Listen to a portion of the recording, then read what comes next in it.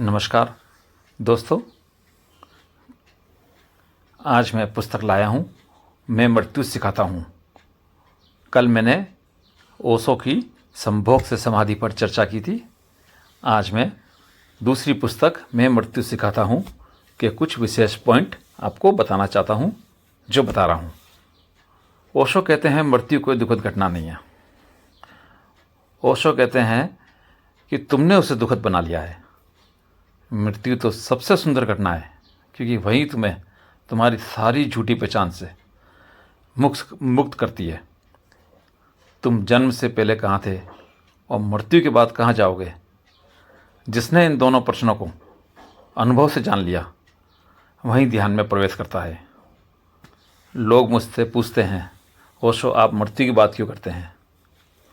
तो ओशो बोलते हैं, क्योंकि तुम जीवन को गलत समझ बैठे हो। मृत्यु जीवन का विलोम नहीं, जीवन की ही पूर्णता है।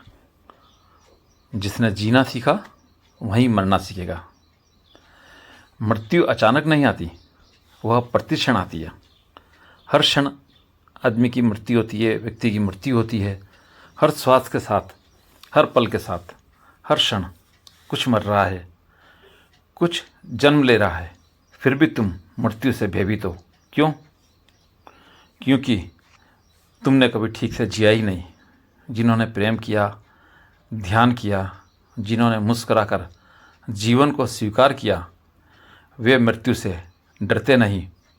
मृत्यु उनका मित्र बन जाती है, जैसे एक थकी हुई यात्रा के बाद विश्राम। ओशो कहते हैं मृत्यु ध्यान का द्वार है। मृत्यु से पहले मरण का अभ्यास। ओशो की यह बड़ी गहराई वाली बात है कि मृत्यु से पहले मरण का अभ्यास किया जाए। जब तुम गहराई से ध्यान करते हो तो अहम मरता है, मैं मिटता है, और वहीं तो मृत्यु है। लेकिन ध्यान में मैं मिटता है, शरीर नहीं। ध्यान मृत्यु जैसा है, लेकिन मौत नहीं है। इसलिए जो ध्यान में उतर गया वह मृत्यु से परे हो गया, वह अमरत्व को छूने लगा। ओशो कहते हैं डर मृत्यु का नहीं, अज्ञात का है। तुम्हें मृत्यु से डर नहीं लगता है, तुम्हें अज्ञात से डर लगता है। ओशो कहते हैं तुम्हें डर लगता है कि जो जाना पहचाना है वो चला जाएगा। तुम्हें अपने शरीर से मोह है, अपने संबंधों से मोह है, अपने नाम से, अपने पद से, और मृत्यु वह सब छीन लेती है। इसलिए तुम्हें मृत्यु नहीं खलती, तुम्हारा स्वार्थ खलता है। अगर तुमने मोह से मुक्त होना सीखा तो मृत्यु फूल बन जाती है, जो खिलकर तुम्हें परमात्मा की गोद में ले जाता है। ओशो कहते हैं कि मृत्यु अंत नहीं है, आरंभ है। मृत्यु अंतिम बिंदु नहीं है। जिस तरह जन्म होता है उस तरह ही मृत्यु होती है। मृत्यु हुई और मृत्यु के बाद फिर जन्म होता है। यह एक द्वार है, एक दरवाज़ा, जहाँ से आत्मा नए जीवन की ओर जाती है। लेकिन तुम जीवन में बेहोश रहे हो तो मृत्यु भी बेहोशी में होगी। फिर तुम्हें कुछ भी पता नहीं चलेगा, न जीवन का न मृत्यु का।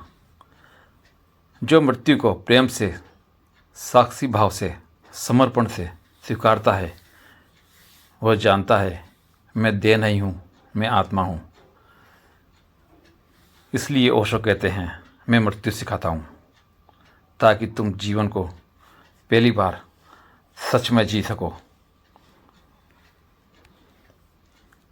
ओशो कहते हैं जिसने स्वयं को जाना उसके लिए मृत्यु एक उत्सव है। जब बुद्ध मरे, उनके शिष्य रोने लगे। बुद्ध मुस्कुराए और बोले, क्या तुम पागल हो? जिसने मरने से पहले मर जाना सीखा, उसके लिए मृत्यु तो एक अंतिम पुष्प वर्षा है। लेकिन शिष्य अभी बच्चे थे, वे सोचते थे मृत्यु का अर्थ है। गुरु चला गया, उन्हें यह भी नहीं दिखा कि जो गया है वह केवल शरीर था, और जो बचा है वह सदा से था और सदा रहेगा। तुम भी जब मृत्यु को ऐसी दृष्टि से देख पाओ तो वह विलाप नहीं, वंदना बन जाएगी। ओशो कहते हैं, मृत्यु से डरने वाला जीवन से भागता है। तुम अस्पताल में जाकर देखो, मृत्यु को कैसे घसीटा जाता है, उसे रोका जाता है, टाला जाता है, जैसे वह कोई शत्रु हो। मगर जीवन में कभी प्रेम नहीं किया, कभी नाच कर नहीं जिया, कभी खुले आकाश के नीचे मौन होकर नहीं बैठे, फिर मृत्यु का क्या दोष।